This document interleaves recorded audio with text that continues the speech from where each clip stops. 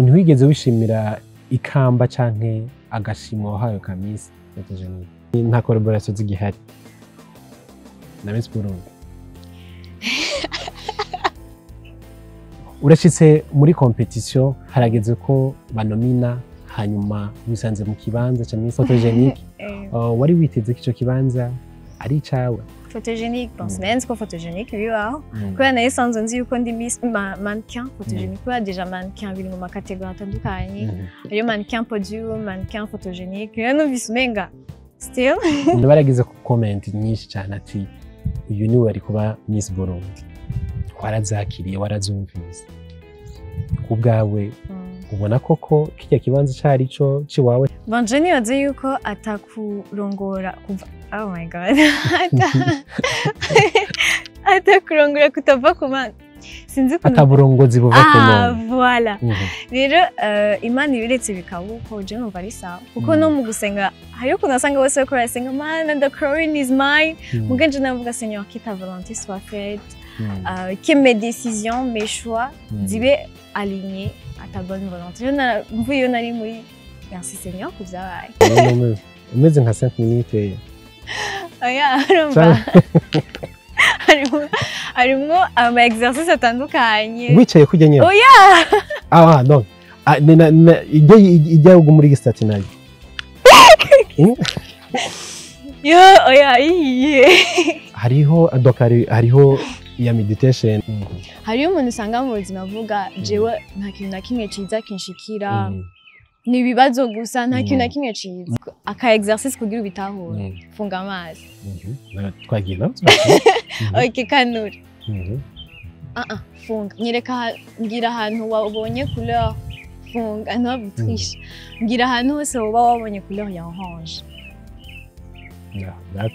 Igi usanga utabona inyishu canke c'est pas que bidahari kenshi nituba turi conscious urumva rero iragufasha meditation ukaba conscious urumva nimugira ugire choix ikintu ukaba conscious ukaja à l'instant présent sinon ma distraction ni menshi.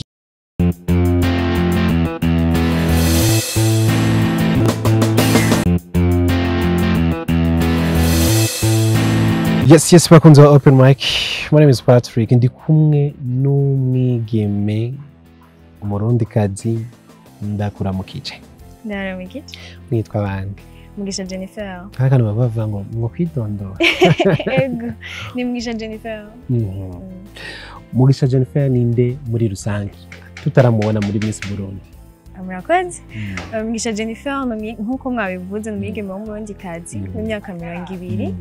Yiga mu gisata c'ubutunzi hama nkaba ndi passionné de tout ce qui est autour ya bien-être, à la santé holistique, surtout le développement personnel. Ivya sport bitanguye ukiri muto? Ubitanguye Novuga 2023. Nuko bitanguye 2023. Niki cyatumye uja mu vya sport cyane? Bon, avant déjà sinanakunda ibintu vya sport. Mugabo naragiye mu bintu by'amannequin hama ndabona ukuntu abandi bari discipline ndabigerageza cyambona harimo ama avantage cyangwa ngiye kubandana. Gutu umuntu ari afite passion mu bya sport aca bijya mu by'ubutunzi mu kwiga iby'ubutunzi biba bihuriye muri rusange? Okay. Niga économie ifasha à comprendre le monde professionnel. Mon gars, le sport est facha pour mana équilibre, des discipliné. Surtout le sport, il y a une constance. Aliyo dukene no mu yandi madomaine yo munsi. Irafasha cyane biba bimeze neza. Intango yo kwiyumvira icyumviro uvuga ati ndashaka kuja kwitoza muri Miss Burundi. Cyaje gute kuri wewe? Bani rêve yanje nse kuva nkiri muto. Nakunda ibintu za Miss. Gusa nayibona nka opportunité, ni plateforme que j'admire, igufasha kwinspira, gurepresenta. Surtout navuga ati ils ont permis de partager mes messages positifs autour du bien-être. Urashitse mu bantu sawi turashitsemwo muri Miss Burundi wiyumvise gute? Nari muri Seigneur quelle grâce nari numva ko Imana ingiriye ubuntu kandi sinkwiye kubifisha ubusa kubera ko suko ngo uburushije abandi ntacuburushije abandi navuga ati Imana ingiriye urashitse muri competition harageze ko banomina hanyuma wisanze mu kibanza cya Miss Photogenique wari witeze ko ico kibanza ari icawe? Photogenique, bon, c'est ko photogenique bibaho kubera nayo sanzwe nzi yuko ndi Miss mannequin photogenique kubera déjà mannequin biri mu makategori atandukanye hariyo mannequin podium, mannequin photogenique rero numvise umenga still still ngiye muri domaine yanje donc je suis mannequin photogenique donc c'est Miss photogenique, c'est pas mal. Abantu baragize ku comment nyinshi cyane ati uyu ni wari kuba Miss Burundi, warazakiriye warazumvise kubwawe ubona koko kijya kibanza cyari cyo ciwawe? Banje nibaze yuko atakurongora kuva, oh my god atakurongora kutava ku mana sinzi ko ataburongozi buva ku mana. Voilà rero Imana ibiretse bikabuko je numva ari sawa kuko no mu gusenga hariyo kunasanga wese ko arasenga mana the crown is mine muganje navuga Seigneur que ta volonté soit faite que mes décisions mes choix zibe alignées à ta bonne volonté. Mvuye nari muri merci Seigneur kuvyabaye nukuri sinidoga gashavu nta kintu uravuga ati ibi nivyo vyangenewe kamfungura ivyo nyene. Igisata ca sport ukunda cyane harimo ico bita yoga iza ifasha iki ku muntu ku mubiri w'umuntu? Bon, déjà, yoga, ça vient étymologiquement du mot yog, yog, qui signifiera unir, donc on a équilibre, équilibre corps, esprit, âme. Harimo une vitatu, harimo respiration. Peut-être tu perds ta tête, la perdra. Quand tu perds ton sang-froid, hama gestion de stress, on va respirer, la gufasha, kugira un état d'esprit calme. Et harimo kandi un exercice physique. Nk'iyo uri kuraba baradufate aha umugongo hehe. Ariko uba wicaye kwa kuntu nyene uba wicaye umeze nka 5 minutes. Oya urumva harimo ama exercice atandukanye wicaye kujya nyene. Oya donc ijya muri gisitati nayo oya iye hariho donc hariho ya meditation gabo harimo ama posture menshi ijya c'est beaucoup plus méditation. Donc ni bisata vyinshi ni bice byinshi bitandukanye. Urumva pardon harimo ama exercice menshi donc ama posture menshi atandukanye bivanye n'ahantu uri kuraba. ndashaka kumenya ijya gisitatu uri kubabara he mu muntu? ijya bakunze kwigira beaucoup plus kuri respiration.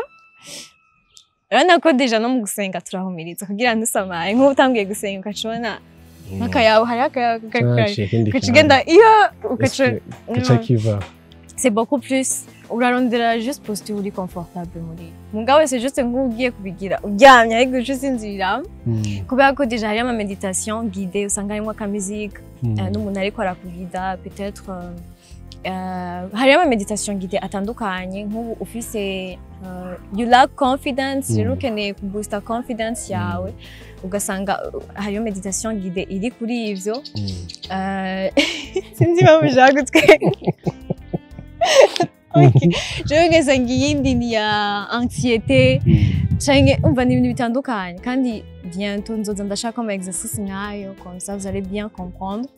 Et sinon ijya c'est beaucoup plus kugira ugume uri nyene ugume uri conscient ntabusinzira kubera nyene irasaba kuguma uri gutya umva c'est pas cyane confortable umva ntuza kugira.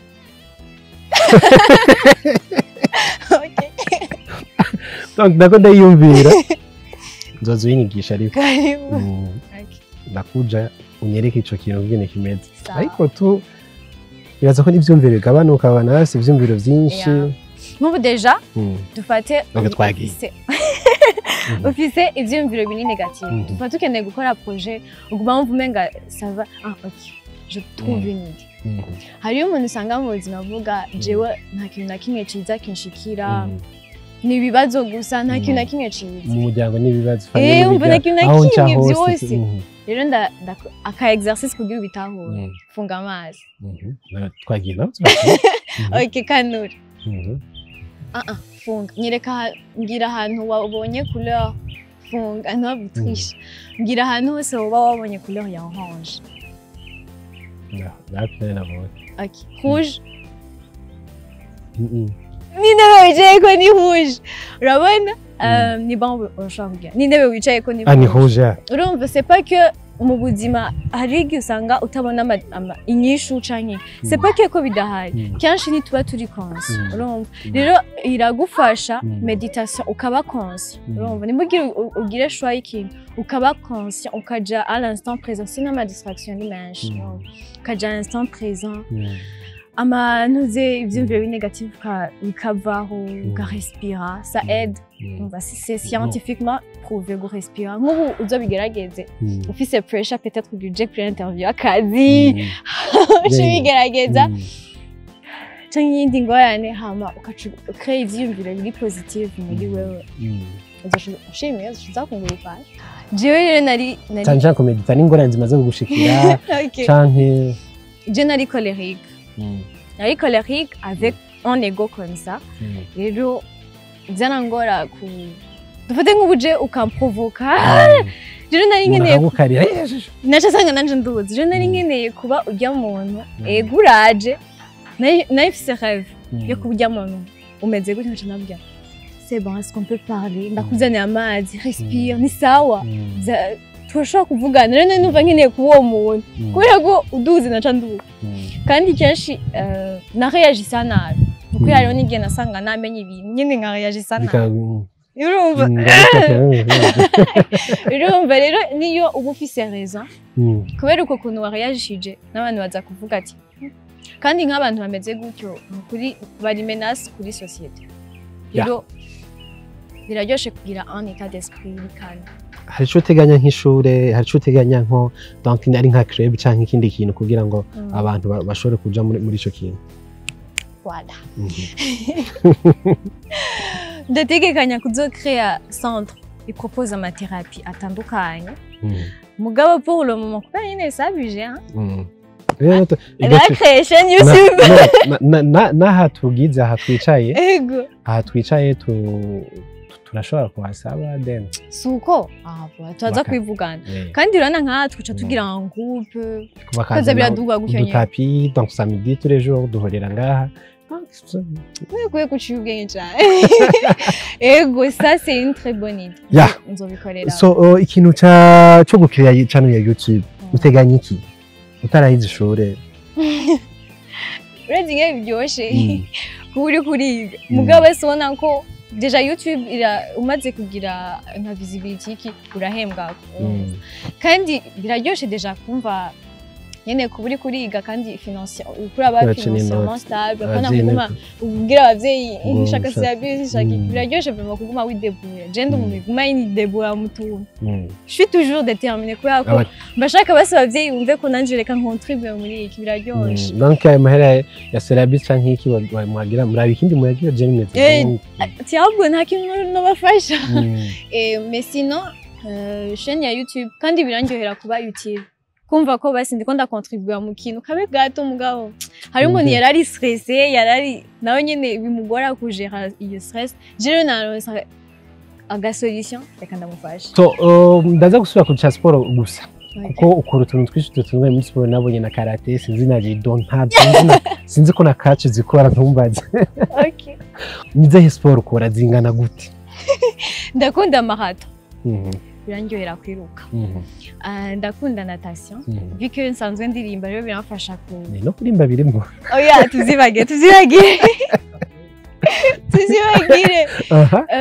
kuba ndagwaye nta kibazo urumva birafasha nyine kugira kubera no mu kurimba hari ukuntu ijwi saba nyine kugera souffle rero iramfasha ndakunda aussi yoga nkunda iki cyane muri gym musculation karate no way oya musculation ama exercice amwe amwe nafasha kumva nyine ko niki cyatumye wisunga sport cyane kumva umengo urifuza gukora sport cyane na kare tubizi ko bigeme cyane cyane tukunda ko babona mu bijyanye sport cyane sinzi ko muri abibona yuko abakera bararamba cyane ushaka kubona umugabo wa 90 ans canke urabona ko aracari enfant byava yuko kera nta moyen de transport yari ahari usanga nyine baragira sport donc baragenda manamba haba hari ahantu bagiye kugira kurondera ubuzima donc nko kuja Dubai kuja Tanzania Uganda ok donc bara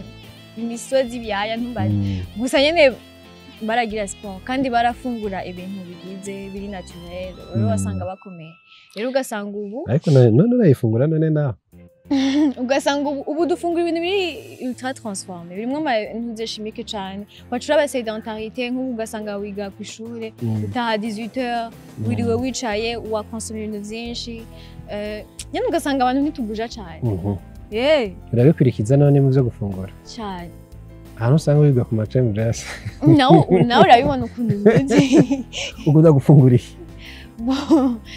ndakunda gufungura ibifungurwa biri riche en fibres nk'ama amagi imboga amafruits nganda kumva umuceri je n'umuceri nuko shitse muri nkasanga umuceri kibari kibazo cyane mba ndashaka hama abantu bajya mu shawarma n'amafiriti n'iki na nta ngorane mugabo ukekiriba kandi ukitaho sport iyo umuntu akora siporo aribura mu nzu zishaje ubu mubona umenga aracari muto kandi ugasanga nkuko kwiwawe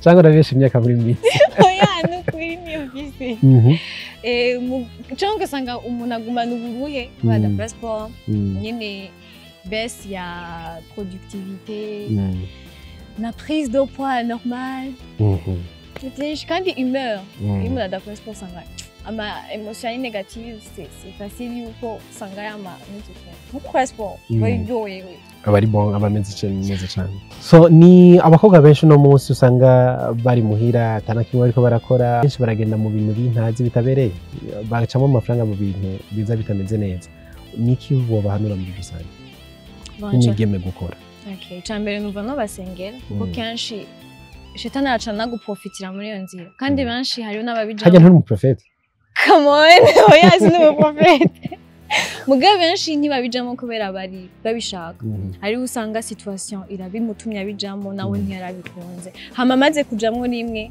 kacamo kwega cyane umva cyambere no kubasenga kandi marafata umwanya nk'abasengera kubera ko nanje nimba bimeze neza suko donc c'est juste la grâce rero marafata kaya nk'abasengera kandi no batumirira nyene kwiyumvira kuko twese impano yawe niwo mutahe wawe urashobora kuba donc financièrement nta capital ufise mugabo nk'ivyiyumviro byawe en tout cas n'ibintu byinshi ushobora gusanga umuntu afise nubwo atamahera afise bikamubera umutahe wogira effort kandi je juge pas kuko benshi niba babigiyemo kubera babishaka kandi imana izobashobotsa rero crois à elle so ikiganiro ni open mic reka ndagushimire ndakwifuriza iterambere ryiza nta mwanzu umutumirwe gira gatatu canke kabiri kuri channel yawe bagende bagukurikirane bagushigikire cyane hama tuze turonka inyigisho zimeze neza cyane hama kandi tubandanye tuba icitegererezo mu bandi